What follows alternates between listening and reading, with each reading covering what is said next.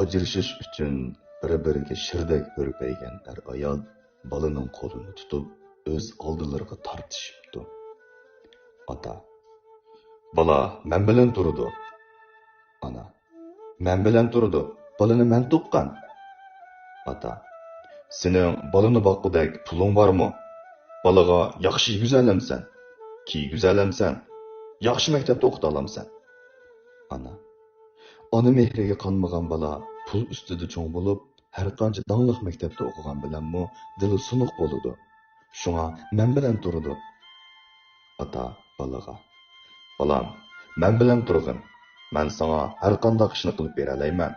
Uyga liqqida o'yinchoqlarni to'shqizib yetaman. Uzunga qolmay uyimizda chiroyli opangmi bo'ladi." Ana: "Balam, men bilan turg'in. Har kuni men sen bilan birga o'ynayman. Bog'chalarga opirib o'ynataman. Sen yaxshi ko'radigan tamoqlarni etib beraman, balam." Shunda qilib, balaning ota-onasi balani beqish huquqini qo'lga keltirish uchun so'qishib, balaning qo'llarini tortib so'zibdi. Bala ikki orliqda qiynalibdi.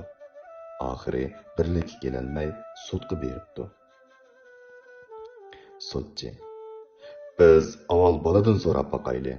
Bala kim bilan birga turishni xohlasa, shuning bilan birga tursin." Ota-ona ma'qul bo'pti. Sudchi balani yeniga chaqirib, balaga ajrashish oldida turgan ota-onasini ko'rsatib, "Balam, qani deb boqqina. Sen dadang bilan opangdan qaysi bilan birga turishni xohlaysan?" Bala gap qilmabdi.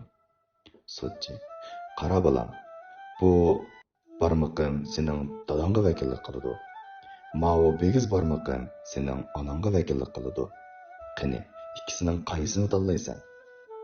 Bala birda onaga, birda dadaga tikilib qarab, sudchining ikki barmoqini juftlaganicha changada tutib yig'lab ketibdi. Sudchi balaning aqlliqligini his qilib, quchog'iga elib so'yib ketibdi. Ota-onaning ko'zlaridan yoshlar taramlab quyilibdi. Sudchi ayolning qo'lini tutib, bir-birining qo'lini chang tutqizibdi. Farzandning, shundoqla bir oilaning mukammalligi ota-onaning birga bo'lishi bilan amalga oshadi. Ikkinglarning kichikkina ziddiyati yoki kichikkina shaxsiy xushalliqini deb, ashundoq umoq farzandni yetim qilishga vijdonimiz yo'l qo'yamdi. Ko'zimiz qiyamdi.